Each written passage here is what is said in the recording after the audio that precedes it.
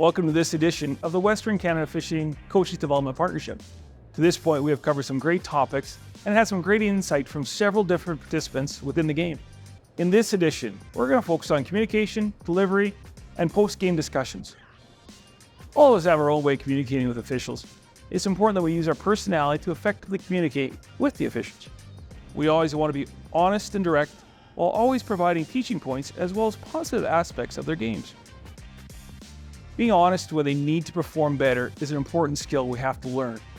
Leave them feeling positive, still knowing they need to be better, is not an easy skill to learn, but one that will help us be effective coaches. Let's hear some thoughts on communication and delivery.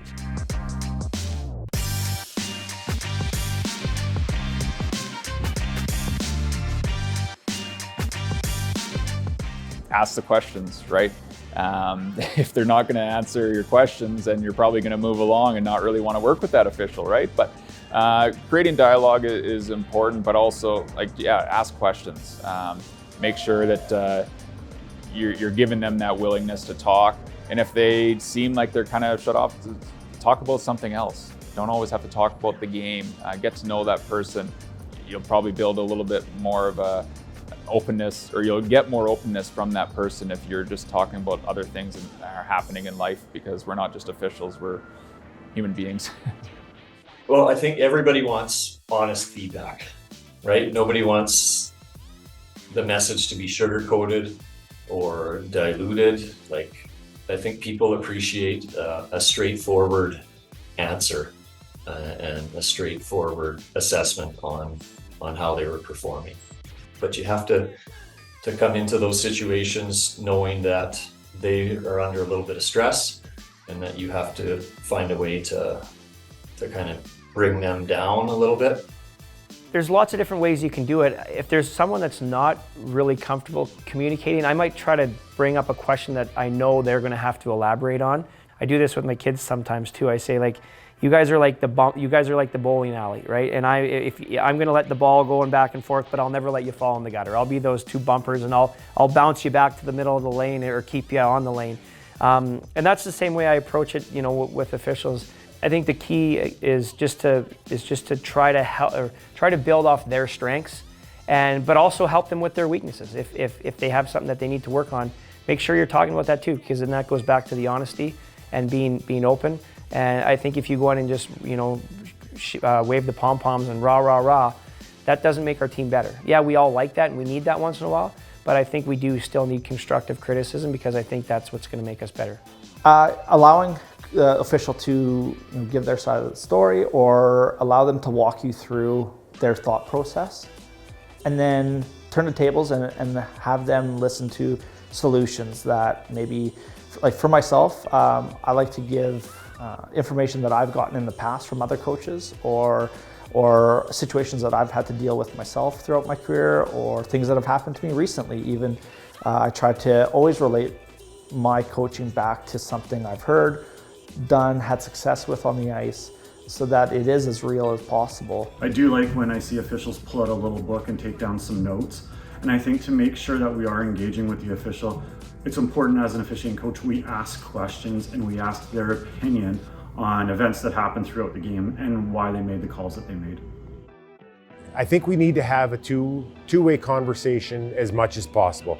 I'm sure that the officials in the room don't want to hear me come in every time and just constantly drone on a topic. I would rather go in and ask what they think about certain things, get them to suggest their opinions, and build discussion off of that. Usually everybody has their own idea of how they saw a situation and how they interpret things. So that discussion and dialogue happens, I would say, pretty naturally.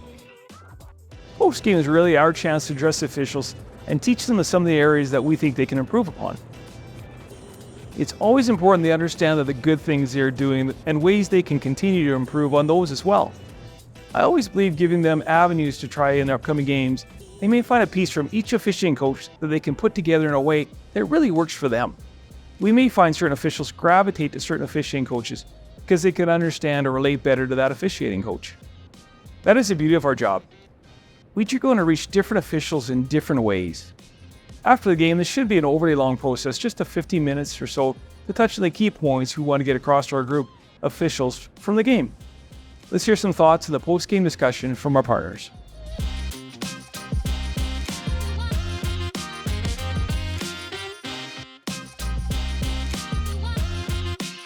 One of the things that I do as an evaluator, a mentor, or a coach for our officials, especially with new officials, is I teach them the importance of self-reflection. So when a game is finished, we enter the dressing room, I ask them to break down the game. I ask them to tell me about the things they feel like they did well in the game. I ask them to tell me about the things that they did that they feel like they need to work on. And I encourage them to be autonomous. I encourage them to be an individual. I encourage them, if they saw something that may be different than how I saw it, to explain to me why. That all kind of builds a trust and a communication element that helps them develop. I think mentees, if you allow them to lead their own direction, in many cases, they become way more successful. And that's done through just open, honest, good communication before, during, and after a game. With officials, yeah, just that they are taking our feedback. And I also love when they ask questions. I think that's the best way to learn. And also by making mistakes, right? That's another way that we can learn, is once you make a mistake and we correct you on it. It's probably the best way to learn. You'll see that that translates over to real life as well, not just at the rink. But I always like to start off with 2 things that they're doing well, just to start the feedback off on a good note, and then kind of work more into the things that they can work on. But yeah, we never go in, and with the old school way of supervising is to go in, kick garbage cans, yell at our officials. We do not do that anymore. It's not appropriate. We just want them to know that we are there for them, and we want them to feel comfortable. Well, that's a great word for it. It's an actual, I like to have a discussion with the officials, not just me telling you what it should be. I like to get their point of view and go from there after the game. I think I want to see, the biggest thing I look for after the game is their attitude. Are they controversial for what I'm telling them or coaching them? Are they just not accepting my feedback? There's a number of situations where officials just don't want to hear what you have to say, and that's fine, but I think that leads into your overall attitude. And I think if I was to give any advice to any of the officials is, you know what, pick and choose what you want to hear. Respect the coaches. Most of them at our level are all volunteers, and they really need to kind of pick and choose their arguing points and keep it respectful.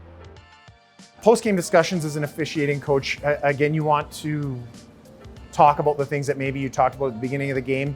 Have they improved on some of the things you've talked about in the past? Were there things that are still an issue throughout their game?